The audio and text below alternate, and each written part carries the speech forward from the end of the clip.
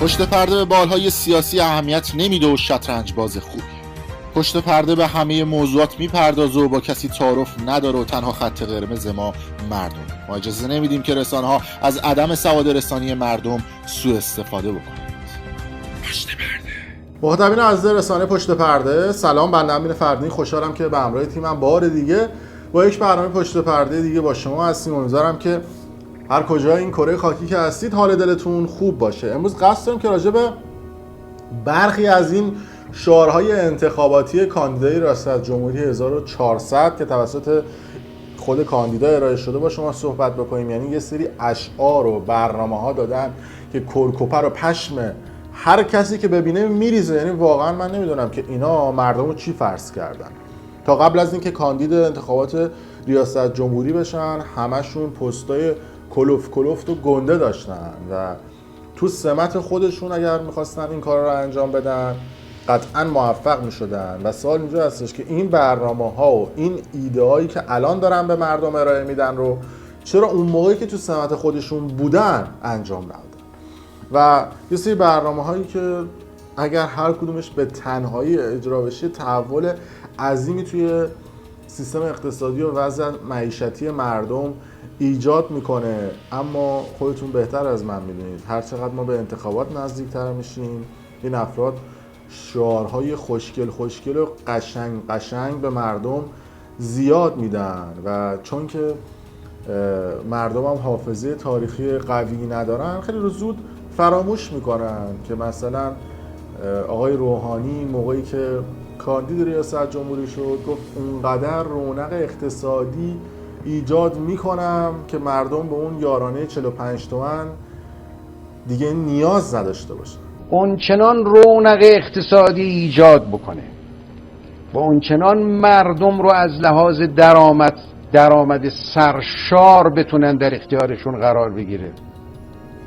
اصلا به این 45,000 تومان خودشون نیاز نداشته باشه. هرچند این شعاری که داد کاملا درست بود، انقدر همه چیز گرون شد که دیگه مردم این 45,000 تومان هم به چششون نمیاد. یعنی توف هم کف دستشون نمیذارن اگه این 45 تومان داشته باشن. و نکته جالب‌تر هستش که همین چند روز پیش عید فطر بود، میزان فطریه به صورت میانگین 75,000 تومان اعلام شده بود ولی یارانه 45 تومان هنوز. و دم اون اقتصاددان هایی که این 4 ستون یارانه رو گرفتن که بالا نره گرم. یعنی واقعا برید مدیر عامل و مدیر و اون کسایی که دارن یارانه به مردم پرداخت میکنن و هم کف پاهاشون رو ببوسید هم برید تو سیستم دولت اونا رو استخدام بکنید. یعنی واقعا کارهای اجرایی بزرگتر بهشون بدید، چون اونا اصلا اینقدر خوب گرفتن این سیستم یارانه که نذاشتن 1 سنت یا 1 ریال بالا پایین بشه. همون 45 تومن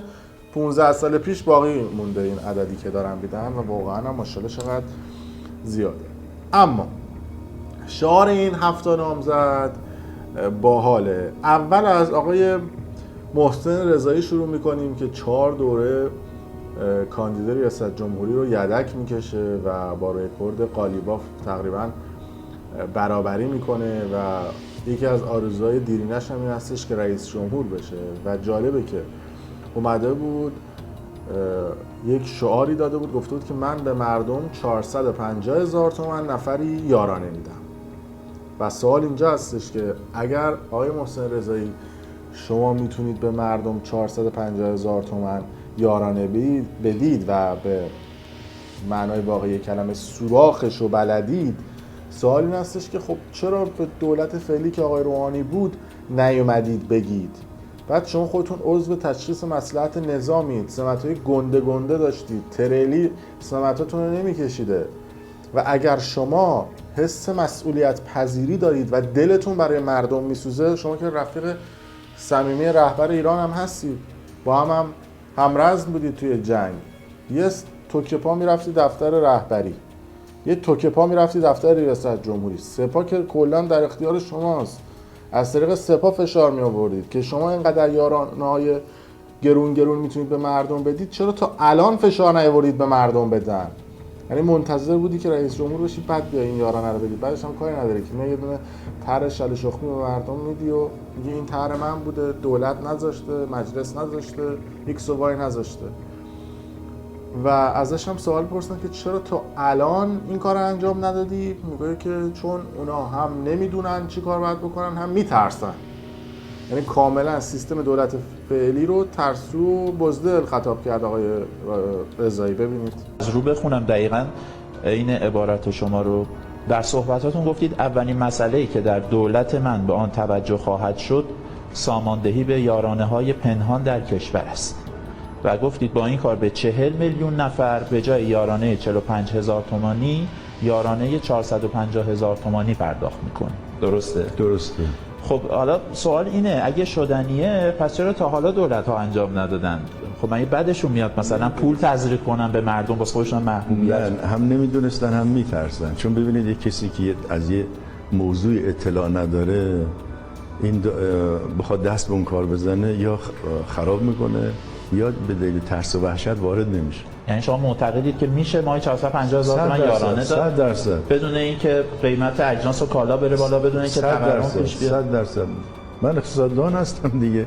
این مثل اینه که شما از یه دکتر جراح بپرسید که آقا این دسته که جراحی میکنید اینطور میشه، اون میگه بله من تضمین میکنم. من تضمین میکنم. آدم میمونه چرا تا الان دولت ها خب این کارا نبودن. کدوم یکی از این اقتصاددان بودن؟ ما مشکل کشور این بوده که یه سری افراد اومدن پوز اداره کشور رو دادن ولی اصلا این کارا نبودن، نه در سابقه شون و نه در برنامه‌شون بوده. بله، یعنی به همین راحتی یاد کروبی میافتیم که اون موقع گفت من یارانه میدم 50,000 تومان، خوب رأی هم تونست جمع بکنه. الان آقای محسن رضایی داره پشت دست کروبی بازی میکنه، یعنی به اصطلاح خودمونی یعنی یاد گرفته سراغ. آقای همتی گفته که من دولت اقتصادی تشکیل میدم. آقای همتی شما یه عمر رئیس بانک مرکزی بودید، یعنی شما یورو و دلار رو با 2000 خورده ای تومان با نزدیک 3000 تومان تحویل گرفتید تا انداختنت بیرون دلار شد 23,000 تومان. و جالبه که در بهمن 98 با آقای همتی مصاحبه کرده بودن، گفته بود که دلار به 20 تومان هم نمیرسه و الکی خوشبین نباشن. البته راست هم میگفت، دلار به 20 تومان نرسید، دلار تا 30 تومان رسید. ببینید فکر می‌کنید بانک‌های دنیا با ما همکاری میکنن الان به خاطر تحریم آمریکا و فشاری که آمریکا به حتی کشورهای دوست ما داره وارد میکنه؟ خیلی هاشون با ما بانک‌هاشون همکاری نمیکنن. ولی چگونه ما از اول سال تا حالا 35.5 میلیارد دلار تامین ارز کردیم برای واردات کشور؟ با همین روش بازم ادامه میدیم؟ نه، به نظر من اون تأثیری که همه فکر میکنن اتفاق نخواهد افتاد. ولی هنوز من فکر نکنم این تصمیم اشتباه رو بخوام بگیرن. باید صبر کنید. سوداگران ارزی که منتظر دلار بالای 20 تومان نباشن، بعضی میگن منتظر که اتفاق بله منتظر باشن. بالاخره آرزو از جوانان عیب نیست.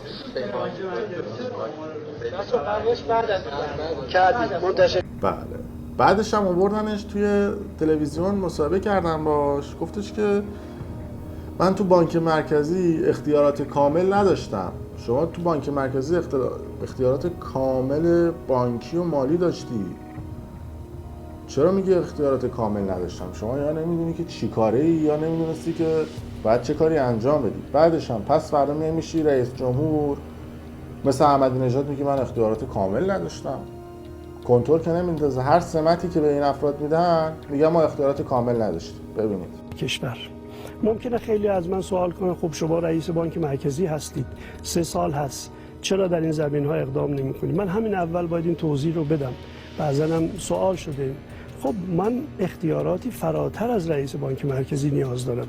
بانک مرکزی در حد حوزه مسئولیت خودش مسئوله، بقیه بخش‌ها هماهنگ و همراه باشن با بانک مرکزی. من نمیگم با بانک مرکزی همراه باشن، یعنی در مجموع یک سیاست‌های اصلی مدیریت اجرایی کشور باید باشه که بانک مرکزی هم اقداماتش بخشی از اون سیاست‌ها خواهد بود. در واقع برای رسیدن به اهدافم اون چیزی که من فکر می‌کنم در دوره 4 ساله میتونیم بهش برسیم، نیاز به اقداماتی داریم. ما میتونیم بگیم که مردم عزیز ما و کشور ما تحمل این روند اقتصادی رو دیگه ندارن. ما دیگه فرصت نداریم، یعنی فرصت 4 ساله آینده میتونم بگم دیگه فرصت استثنایی و بسیار حساسه. ما اگر نتونیم در واقع اون مشکلات اقتصادی و عقب ماندگی اقتصادی که ایجاد شده و انسدادی که در داخل ایجاد شده و انزوایی که بین المللی پیدا کردیم، اگر این 3 مورد رو نتونیم در 4 سال آینده حل بکنیم ممکنه دیگه خیلی دیر بشه. حالا علت اصلی حضور بنده دغدغه‌ای بود که در این زمینه داشتم. من ظرف 3 سال گذشته با مسئولیتی که داشتم در واقع متغیرهای کلان اقتصادی رو پیگیر بودم. تلاش زیادی کردم که ببینم گیر اصلی کشور ما برای عدم پیشرفت، گیر اصلی کشور ما برای اینکه تولید شکل نمیگیره، گیر اصلی کشور ما که چرا این تورم در واقع مزمن چند دهه گذشته از بین نمیره، در یک سری اصول هست، در یک سری حکمرانی اقتصادی است که ما باید بهش توجه کنیم. آقای قاضیزاده هاشمی یعنی اولک ایشون دست بچهای آبادان اپوش بستن، یعنی گفته که من 1 میلیارد تومان وام ازدواج میدم. قربونت برم، الان کشور تو ورشکستگی اقتصادیه، بعدش هم سیستم و قانون همیشه توی انتخابات ریاست جمهوری اینطوری بوده. رئیس جمهور قبلی که 8 سالش تمام میشه تا خشتک پولا رو خرج میکنه، شیره بودجه رو میمکه، همه بودجه و پولها رو اختصاص میده، خزانه رو صفر میکنه خزانه رو، که دولت بعدی بیاد 1 سال تلاش بکنه که گندکاری‌های دولت قبلی رو صاف و صوف بکنه، یعنی ماله بکشه. از اون طرف داستان از این قرار هستش که دولت قدیمیه میاد میگه ببین دولت جدیدم همون اول بسم الله 1 سال اومد نتونست هیچ کاری بکنه، هیچ غلطی بکنه، به خاطر اینکه اینقدر خوب گند میزنن تا دولت جدید بیاد جا بیفته نمیتونه. بعد آقای قاضیزاده میگه من 1 میلیارد تومان میخوام وام ازدواج بدم. قبول دست شما سود بانکی رو کم بکن، وام ازدواج پیشکش شد، هیچ کی نمیخواد. چیزی که شبیه نزوله، یعنی وعده‌های پشم‌ریزون. آقای رئیسی گفته که هزینه‌های خدمات درمانی رو نصف می‌کنم. شما رئیس قوه قضاییه، قربونت برم، از اختیارات قوه قضاییه استفاده بکن، یه لابی بزن. حالا اگه رئیس جمهور هم نشدی بازم این هزینه خدمات درمانی نصف بکن. اگه بلد، من میگم این برنامه‌ها رو که اینا بلدن چرا زودتر ارائه نمیدن؟ این سوال واقعا. آقای زاکانی گفته که یه تحول بزرگ ایجاد می‌کنم. یعنی شوخی می‌کنی؟ منم رئیس جمهور بشم تحول بزرگی ایجاد کنم. چه تحولی آخه؟ قشنگ بگو، برنامه شعار که نمیشه که تو رو هوا که. پیش بینی زمانی میشه کرد که در واقع مثلا ما تو علم اقتصاد میگیم که آقا این نرخ ارز رو میشه پیش بینی کرد به شرطی که بازار منسجم در واقع رقابتی باشه. اگه بازار شما انحصاری باشه و تحت تحریم باشید، بعد مثلا یه سری از صادرکننده‌ها ارزششون رو نیارن، کشف و رفتار درست نمیشه کرد. لذا من معتقدم که الان اگه بخوایم نرخ اینا اعلام کنیم مقدور نیست، ولی من حرفم اینه اگه دولت اراده بکنه میشه نرخ ارز رو پایین آورد. این حرفی که آقای همتی زد گفت میاد زیر 20 تومن، ما که معتقدیم نرخ ارز اصلا با وجود تحریم کرونا آقای دراوری باید زیر 10 تومن باشه. محاسباتمون نشون میده. حساب بله با شخص شما یا نه؟ نه یه جمعی از اساتید دانشگاه هستن، هیئت علمی‌های دانشگاه. بله. مقاله‌ای دارید کسی بخواد بره بخونه؟ بله، من هم کتاب معرفی میکنم، جعبه‌سیاه تضعیف ریال راجع به نرخ ارز در اقتصاد ایران. داستان ارز اصلا چیه؟ چون واقعا ارز یه موضوع تخصصی. من میگم مثل جراحی مغز و اعصاب. آیا یه کسی مریض داشته باشه مشکل مغز و اعصاب میبره پیش چشم پزشک؟ نه، باید بره پیش متخصصش. متخصصین نرخ ارز الان جمع زیادیشون، چون من خودم موضوع تز دکتریم آقای دراوری نظام ارزی در اقتصاد ایرانه در دوران تحریم. ما معتقدیم با وجود تحریم و کرونا نرخ ارز باید زیر 10 تومن باشه اگه اراده باشه. آقای جلیلی گفته که به جای صفحه مرغ دولت الکترونیک تشکیل میدیم و اینا. یعنی مردم دیگه بعد پشت ترافیک اینترنت و پشت نمیدونم اینترنت قطعی و اینا وایسن به جای صفحه مرغ دیگه. حالا بعد وایسن که فلان سایت باز بشه یا نشه، چون قربونش برم اینا از هر سوراخی پول در میارن. فیلتر شکن هم که داستانش میدونید چی، در اختیار خود دولته. یعنی مافیای فیلتر شکن در اختیار خود دولته. اینا از هر سوراخی پول در میارن. آقای مهرعلیزاده هم گفته که تراز رقابت اخلاقی رو ارتقا میدم. حالا رقابت اخلاقی من نمیدونم یعنی چی. مثلا میذارید مثلا فلان خواننده یا فلان شخصی که با مثلا نامردی و بی اخلاقی مثلا ممنوع کار شده بیاد سر کار. نام نامزدهای انتخابات مشخص شد و از این به بعد تبلیغات شروع میشه. یکی از بی ارزش ترین انواع تبلیغات معطوف به گذشته است. یعنی اینکه نامزد بگه که مثلا مشکل بانک ها در ایران اینه، شروع کنه فهرست کنه مسائل بانک ها رو، مسائل بیمه ها رو، مسائل بیکاری و تورم و از این جور فهرستا خود من یه دستشو دارم، هر کس خواست بیاد بهش بدم.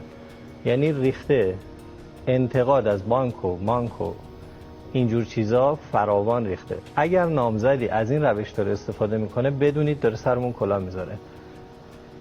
نامزد باید بگه برای حل این مشکلات چی کار میخواد بکنه، چون اگر از همین الان عادت بکنه به این که شروع بکنه انتقاد کنه از گذشته، همین کار رو ادامه میده.